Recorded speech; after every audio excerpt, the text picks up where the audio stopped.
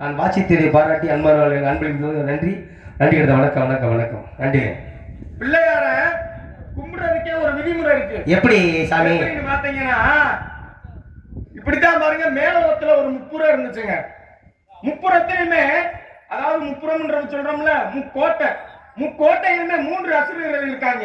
அவங்க அராஜகம் தாங்க முடியல. பேசுங்க. அவங்க அராஜகம் ஆமா தாங்க முடியல. என்ன அராஜகம் பண்றாங்கன்னா சரி இந்த அடிக்க மாட்டாங்க, மல்லு கட்ட மாட்டாங்க, சண்டை விட மாட்டாங்க. பூலகத்துல எங்க எல்லாம் முனிவர்கள் யாரை நடத்துறாங்களோ சரி அங்கெல்லாம் போவாங்க, பாப்பாங்க, எச்சியத்துக்கு விட்டு வந்துருவாங்க. எச்சரிக்கிறாங்களா? அதை அடிக்க மாட்டாங்க, மல்லு கட்ட மாட்டாங்க, சண்டை விட மாட்டாங்க, சரி எச்சியத்துக்கு விட்டு வந்துருவாங்க. இத 33 தேவர்களும் பார்த்துட்டு சிவபெருமான்கிட்ட போய் முறையிடுறாங்க. அப்ப சிவபெருமான் என்ன சொல்றாரு? 3 அசுரர்களை நான் அழிக்கிறேன், ஆனா அந்த நான் பயணிக்கக்கூடியதுக்கு ஒரு தேர் கொண்டு வாங்கன்னு சொல்ல. சரி ஏன்னா நம்ம இந்த இருக்க கரூருக்கு போகணும்னாலே ஒரு இருசக்கர வாகனம் கேட்கிறோம்ல. ஆமா. அப்புறம் சிவபெருமான் 3 அசுரர்களை அழிக்க போகையில தேர் கேட்பாரா கேட்க மாட்டாரா? பயணிக்கிறதுக்கு கேட்பாருல. அப்ப என்ன பண்றாங்க?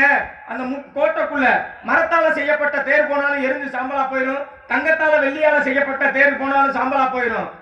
அப்ப இப்படியெல்லாம் எரிஞ்சு சாம்பலா போகும்னு தெரிஞ்சு 33 தேவர்களும் ஒரு தேராக உருமாறி, அதாவது இந்திர ஒரு பக்கம், சந்திர ஒரு பக்கம், வாயு பகவான் அப்படின்னு எல்லா 33 தேவர்களும் தேரா உருமாறி இருக்காங்க.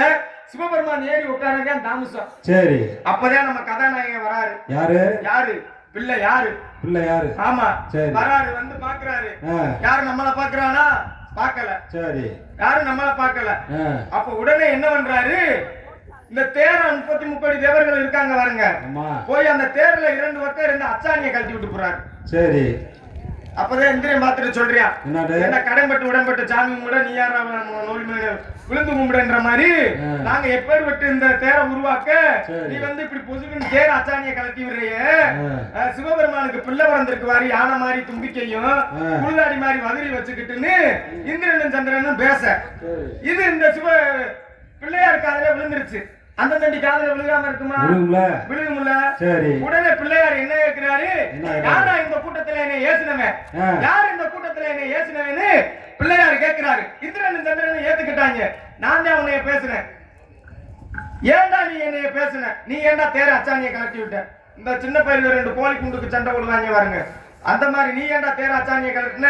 நீ ஏன்டா என்ன ஏசுனேன்னு 2 பேருமே சண்டை விட ஒட்டியும் இந்திரன் சொல்றேன், ஏன்டா மூலப்பொருள் முதற் பொருள் நீ விநாயக பெருமான், உன்னை வணங்காம போறது தப்புதான் அப்படின்னு சொல்ல வட்டி நீ என்னை வணங்காம போ, வணங்குறவங்களுக்கு முக்தியை கொடுப்பேன், என்னை வணங்கலாட்டி உங்களுக்கு சக்தியை கொடுப்பேன் அப்படின்னு பிள்ளையார் சொல்றாரு. ஏன்னா இந்த உலகத்துல எளிமையான தெய்வம்னு யாருன்னு பார்த்தா நான் தான்டா அப்படின்னு பிள்ளையார் சொல்றாரு. எப்படிதான் நீ எளிமையான தெய்வம்னு சொல்ல போச்சுன்னா பாருங்க, இந்த பூலோகத்துல எடுத்துக்கங்க, சின்ன சாமி பெரிய சாமி அப்படிப்பட்ட எத்தனையோ சாமி இருக்கு. அப்படி இத்தனை சாமி இருந்துட்டாலும் அந்த சாமிக்கெல்லாம் ஒரு கல்லால சிலை செதுக்கி, ஒரு தங்கத்தால ஒரு வெங்கலத்தால சிலை செதுக்கி வச்சு சாமி கும்பிடுறீங்க. பிள்ளையாருக்கு அப்படியா கும்பிடுறீங்க? 5 ரூபாய்க்கு மஞ்சப்பொடியை வாங்குறீங்க, உள்ளங்கையில மட்டும் தண்ணியை தொளிச்சு விட்டு அருகம்புள்ள உன்னை சொருகி விட்டு பிள்ளையாரப்பா என் குடும்பத்தை நீதாப்பா காப்பாத்தணும்ன்றீங்க. ஏத்துக்கிறீங்கள? நான் யாருக்கும் போய் சண்டை ஓட்டனா? இல்ல இல்ல. சரி 5 ரூபாய்க்கு உனக்கு வழி இல்லையா? போய் மாட்டு கொட்டத்துல போய் மாட்டு சாணை தள்ளுற, அதுலயே அருகம்புள்ள சொருகிற, பிள்ளையாரப்பா என் குடும்பத்தெல்லாம் நீதான் காப்பாத்துக்கணும் அப்படின்னு சொல்ற, காப்பாத்துறேல. சரி இதை கூட நான் பொறுத்துட்டு போறேன். எப்படி இதையும் கூட நான் பொறுத்துட்டு போறேன். என் தம்பி 8 குத்துக்கு இளையவன் யாரு? முருகன். அவனுக்கு இங்க இருந்து பால் காவடி, பன்னீர் காவடி, அந்த காவடி, இந்த காவடி, ஒரு சொந்த காவடி எல்லாம் எடுத்துட்டு போறீங்க. என்னைக்காச்சும் நம்ம பிள்ளையாருன்னு எனக்கு ஒரு காவடி எடுத்தாந்தீங்களா? இல்ல இல்ல. விநாயகர் தான் முதல்ல வணங்கிட்டு போறாங்க எங்க போனாலும் இல்லையா? அங்க இந்திரனும் சந்திரனும் சொல்றதுக்கு சொல்றாரு யாரு? பிள்ளையாரு மன வருத்தப்பட்டு. சரி அப்ப சரி இதையும் கூட நான் பொறுத்துட்டு போறேன். எல்லா சாமி வந்து ஆடுறீங்க, எப்படி ஆடுறீங்க? எப்படி எல்லா சாமி வந்து ஆடுறாங்க, எப்படி ஆடுறாங்க? அந்த கிரமச்சாமி கச்சனல்ல பரஞ்சு கட்டி கருங்கட்டன போட்டு கச்சனையில எடுத்து கட்டி கருங்கச்சைகள் சுங்கமிட்டு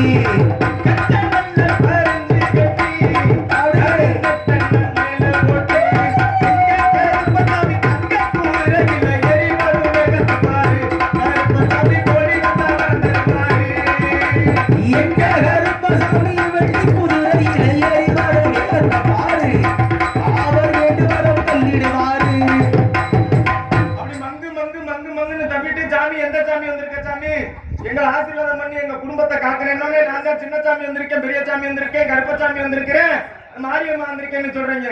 என்னைக்காச்சும் இந்த பூலோகத்துல நான் தான் பிள்ளையார் வந்திருக்கேன் யாராச்சும் ஆடி இருக்கீங்களா சாமி? நான் எதுவும் காவல்துறை ஐயாட்ட போய் கம்ப்ளைண்ட் பண்ணலாம்? இல்ல இல்ல, நான் சொல்லல, பிள்ளையார் தான் சொல்றாரு. சரி இதையும் கூட பொறுத்துட்டு போறேன். எப்படி? இதையும் கூட பொறுத்துட்டு போறேன். எல்லா சாமிக்கும் கிடா வெட்டுறீங்க, சேவை இருக்கிறீங்க. இது ஒவ்வொரு 145ல ஒரு சரக்கு வேற வாங்கி படைக்கிறீங்க. என்னைக்காச்சும் நம்ம பிள்ளையாருன்னு இந்த உள்ளங்கையில மட்டும் சாராயத்தை ஊத்தி வாடகைக்காச்சும் காமிச்சிருக்கீங்களா? கோர்ட்ல போய் நான் எப்படி கேஸ் போடுறேன்? இல்ல இல்ல இல்ல இல்ல. சரி, இதையும் நான் பொறுத்துட்டு போறேன். எப்படி இதையும் கூட நான் பொறுத்துட்டு போறேன் அப்படின்னு சொல்றாரு. இருந்துட்டாலும் ஏன் நீ தேர் அச்சாணியை கலட்டுன? காரணம் வேணும்ல அப்படின்னு இந்திரனும் சந்திரனும் கேட்கிறாங்க. அப்பதான் பிள்ளையார் சொல்றாரு, ஏண்டா இந்த உலகத்துல எவனுக்கு ஒருவனுக்கு விதி முடிய போகிறதோ அந்த விதியை கணக்கெடுக்கிறது, உயிரை கணக்கெடுக்கிறது யாருன்னா சித்திரகுப்தன், உயிரை பிடிக்கிறது யாரு யமதர்மன். சிவபெருமான போய் 3 அசுரர்களை அழிக்க போறாரு. இங்க உயிரை பிடிக்கிறதுக்கும் கணக்கெடுக்கிறதுக்கும் ஆள் வேணும்ல. இவங்க 2 பேரும் அச்சாணியா மாட்டிக்கிட்டா சிவபெருமான போய் எந்த உயிரை பிடிப்பாரு? உடனே 33 தேவர்களும் கைத்தட்டி ஏத்துக்கிட்டாங்க. நீங்க கைத்தட்ட மாட்டீங்கன்னு தெரியும், இருக்கட்டும், நன்றி நன்றி நன்றி நன்றி. அப்படி இருந்துவிட்டாலும் கூட அந்த மூலப்பொருள் முதற்பொருள் அந்த விநாயக பெருமானை எப்படி வணங்க வேண்டும் என்றால்,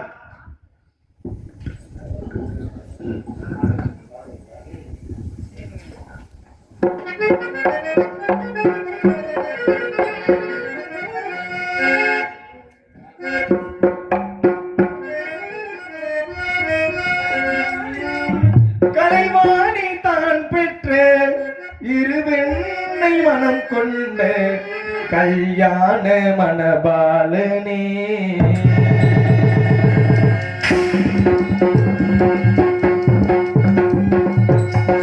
கலைவாணி தான் பெற்ற இருவெண்ணை மனம் கொண்ட கல்யாண மணபாலனே,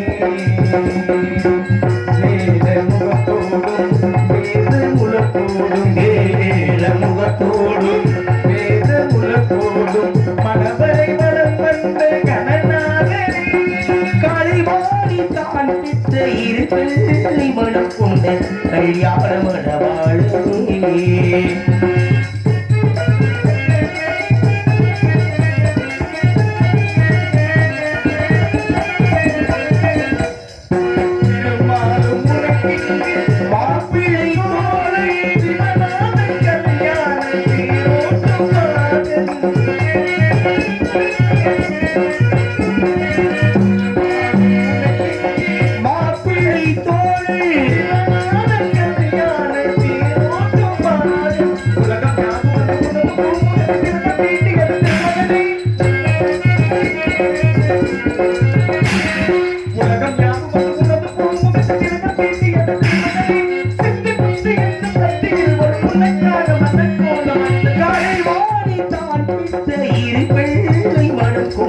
கல்யாண மணவாளனே,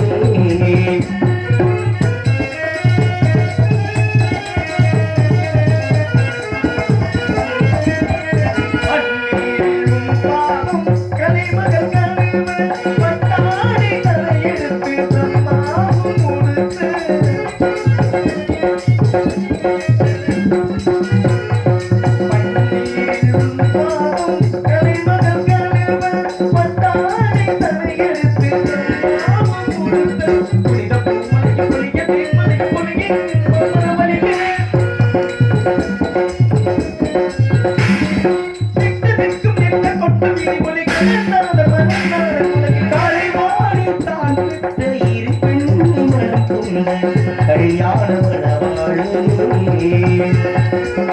வேல முகத்தோடும் வேத முகத்தோடும் மனம் வந்த கணநாதனே, கொண்ட கல்யாண மணவாளனே,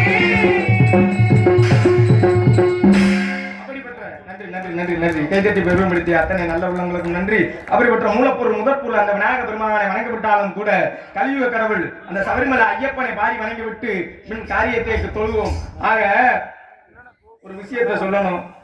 ஏன்னா அந்த கலைத்துறைக்கு வரணும்னா முதல் காரணமே நான் யூடியூப்ல பார்த்து எனக்கு ரொம்ப பிடிச்ச ஒரு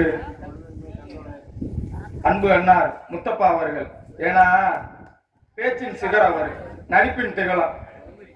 அந்த மாதிரி அவரை பார்த்துட்டு தான் எனக்கு இந்த கலைத்துறையில வரணும்னு ரொம்ப ஒரு ஆர்வம். என்றும் அவர் எங்கேயும் எப்படி இருக்கட்டும், ஆனா அவரோட ஆசீர்வாதம் என்று எனக்கு கிடைக்கணும் என்று அவரை வேண்டி தொழுது விட்டு அந்த தம்பி தம்பி வந்து மதுரை பக்கத்துல இருக்கிற ஆவியூர்ன்ற ஒரு சின்ன கிராமத்தை சேர்ந்தவர். இவருடைய அப்பா ஒரு நகைச்சுவை நடிகர். அவங்க அப்பா மறைஞ்சிட்டாரு. இருந்தாலும் ஒரு வாரிசு கலைஞனா தன்னை நிலைநிறுத்திட்டு வந்திருக்காரு. உங்களுடைய அன்பும் ஆதரவும் தம்பிக்கு வேணும். எப்படி முத்தப்பானம் கொடுத்தீங்க அதே மாதிரி வளர்த்து விடணும். நன்றி நன்றி நன்றி. அப்படிப்பட்ட அந்த ஐயப்பனை வணங்க வேண்டும். அத பாருங்க, யாரு யாரோட மோதனம்னு ஒரு விதிமுறை இருக்குல்ல. யாரு யாரோட மோதனம்னு ஒரு விதிமுறை இருக்கு. யானைய போய் எறும்பு போய் ஜோடி வைக்கலாமா? தப்புதானே? பாருங்க, யானை வந்து அதிக எடையா இருக்குன்னு காலையில கால்நடை பயிற்சி கொடுக்கலாம்னு ஒரு சாலை ஓரத்துல போகுது. நல்லா கதையை கேட்கணும். யானை அதிக எடையா இருக்குன்னு இந்த எடையை குறைக்கணும்னு காலையில கால்நடை பயிற்சி கொடுக்குது. இந்த எறும்பு என்ன பண்ணுது? அப்ப அது அதிக எடையா இருக்குன்னு யானை அதிக எடையா இருக்கிறது சரி, எறும்பு அதிக எடையா இருக்குன்னு அது காலையில கால்நடை பயிற்சி கொடுக்குது. ஒரு 4 எறும்பு. அந்த பக்கம் பாருங்க, இந்த யானை கால்நடை பயிற்சி போகையில இந்த 4 எறும்பு குறுக்க போகட்டி முதல் எறும்பு அந்த யானை மிதிச்சு போச்சு. உடனே 3 எறும்புக்கு கோவம் வந்துருச்சு. நம்ம கூட வந்த ஒரு எறும்பு இப்படி யானை கொண்டு வருச்சு அப்படின்னு இந்த 3 எறும்புல முதல் எறும்பு சொல்லுது, ஏன்னா நம்ம கூட்டாளியவே கொண்டு விட்டியா, இன்னி இவனை சும்மா விடாத, அவன் முதுகுல ஏறி நங்கு நங்குன்னு மிதிராண்டுது. யாரு? எறும்பு சொல்லுது யானைய. முதல் எறும்பு. 2வது எறும்பு என்ன சொல்லுது? ஏண்டா அவனை நீ முதுகுல ஏறியெல்லாம் நங்கு நங்குன்னு மிதிக்க தேவையில்ல, அவன் காலை வாரி தூக்கி போட்டு மிதிரான்னு எறும்பு. இந்த 3வது எறும்பு என்ன சொல்லுது? ஏண்டா அவனை முதுகுல ஏறி மிதிக்க தேவையில்ல, காலவாரியும் தூக்கி போட்டு மிதிக்க தேவையில்ல, அவனே பாவம் ஒரு ஆளு, நம்ம 3 பேரு, அவன் என்னடா பண்ணுவியா அப்படின்னு சொல்லுச்சு. ஏன்னா எறும்புக்கு கரும்பு மேல ஆசைப்படலாம், ஆனா குறும்பு இருக்க கூடாதுல. அப்படி இருந்து விட்டாலும் கூட அந்த சபரிமலை ஐயப்பனை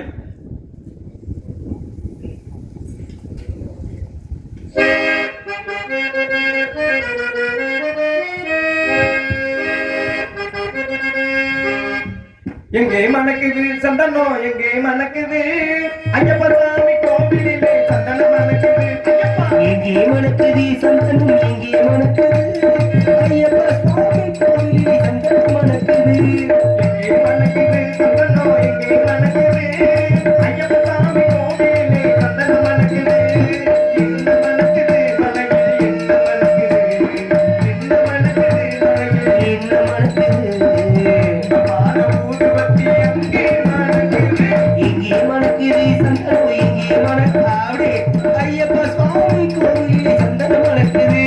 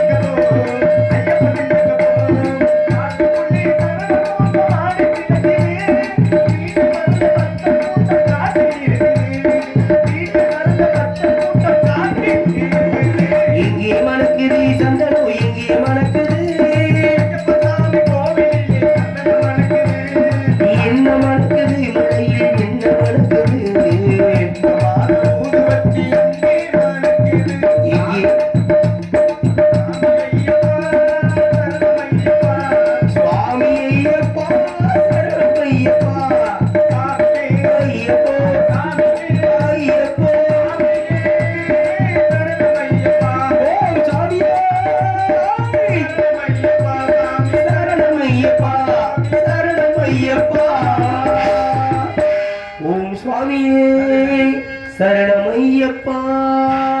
நன்றி நன்றி நன்றி. கைதட்டி பெருமைப்படுத்திய அத்தனை நல்ல உள்ளம்.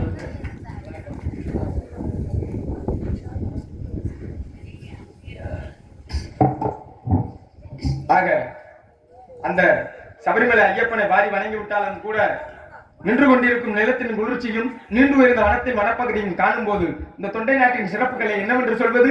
மலையும் மலை சார்ந்த இந்த குறுநிலத்திற்கு உள்ள சிறப்பு மலைநாட்டின் மகிமையை எடுத்து காட்டுகிறது. அப்படி என்ன இந்த தொண்டை நாட்டிற்கு சிறப்பு என்று நீங்க எல்லாம் கேட்கலாம். பாருங்க, கரும்பு தின்ன கூலி கொடுத்த நாடு இந்த மலை நாடு. 63 நாயன்மார்களில் செருதுளை நாயனார் பிறந்த நாடு இந்த பொன்னாடு. 12 ஆழ்வார்களில் திருமலிசை ஆழ்வார் பிறந்த நாடு இந்த தொண்டை நாடு.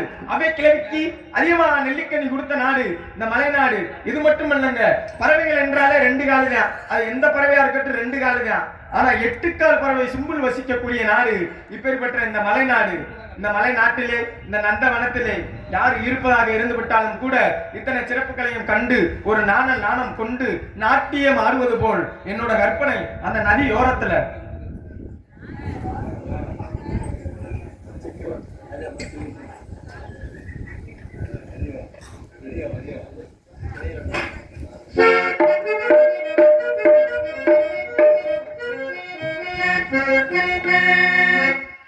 நதியோரம்